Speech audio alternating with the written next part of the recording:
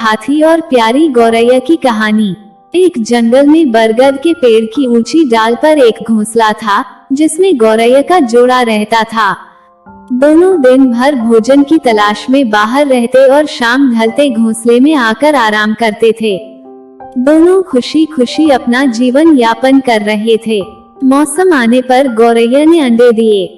अब उसका पति भोजन की तलाश में जाता और वह घोंसले में रहकर अंडों को सेती और उनकी देखभाल करती थी। वे दोनों बेसब्री से अंडों में से अपने बच्चों के बाहर निकलने की प्रतीक्षा कर रहे थे। एक दिन रोज की तरह गौरैया का पति भोजन की तलाश में गया हुआ था और गौरैया घोंसले में अंडों को से रही थी। तभी एक मदमस्त हाथी उस वन में आ गया और उत्पात मचाने लगा।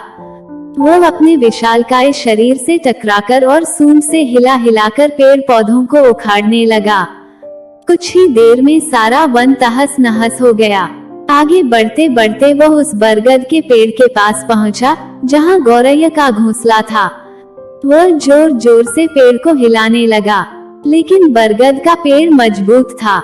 हाथी उसे गिरा नहीं पाया। लेकिन इन सब में गौरैया का घोंसला टूटकर नीचे गिर पड़ा और उसके सारे अंडे फूट गए। अपने बच्चों की मृत्यु पर गौरैया विलाप करने लगी।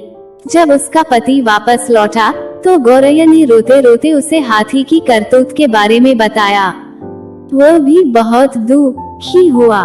दोनों प्रतिशोध की आग में जल रहे थे और हाथी को सबक सिखाना चाहते थे। लेकिन हाथी जैसे विशालकाय जीव के सामने उन जैसे निरीह प्राणियों का क्या बस चलता। उन्हें अपने मित्र कठफोड़वा की याद आई और वे उसकी सहायता लेने का पहुंच गए। कठफोड़वा के दो मित्र थे, मधुमक्खी और मेढक। वे दोनों भी गौरैया के जोड़े की सहायता को तैयार हो गए। सबने मिलकर योजना बनाई और हाथी को सबक सिखाने निकल पड़े।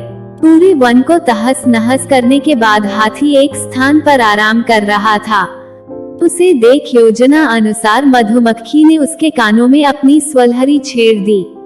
हाथी स्वलहरी में डूबने लगा ही था कि कठफोड़वा ने उसकी दोनों आंखें फोड़ दी। हाथी दर्द से चीख उठा। इधर हाथी के अंधे होते ही कुछ दूरी पर मेढक टर टर करने लगा। मेढक के टर्राने की आवाज सुनकर हाथी ने सोचा कि अवश्य ही कुछ दूरी पर तालाब है। वो मेढक की आवाज की दिशा में बढ़ने लगा। योजना अनुसार मेढक एक दलदल के किनारे बैठा टर्रा रहा था। हाथी तालाब समझकर दलदल में जा घुसा और फंस गया। दलदल से निकलने का भरसक प्रयास करने के बाद भी वह सफल न हो सका और उसमें धंसता चला गया। कुछ ही देर में वह दलदल में समा गया और मर गया। इस तरह जैसे गौरैया ने अपने मित्रों की सहायता से हाथी से अपने बच्चों की मौत का प्रतिशोध ले लिया। इस कहानी से हमें यह सीख मिलती है कि एकजुटता में बड़ी शक्ति होती है। एकजुट होकर कार्य करने पर कमजोर से कमजोर व्यक्ति भी बड़े से बड़ा कार्य कर सकता है। अपने आप को छोटा समझकर कभी भी कमजोर नहीं समझना चाहिए। हमें हमेशा अपने आप पर भरोसा रखना चाहिए और किसी भी कार्य को करने के लिए हिम्मत बनाए रखना चाहिए। इस तरह हम मुश्किल से मुश्किल काम को भी आसानी से कर सकते हैं। अगर आप लोगों को यह छोटी सी कहानी अच्छी लगी हो तो इसे लाइक करें और इस तरह की कहानियाँ सुनते रहने के लिए इस चैनल को सब्सक्राइब जरूर करें। धन्यवाद।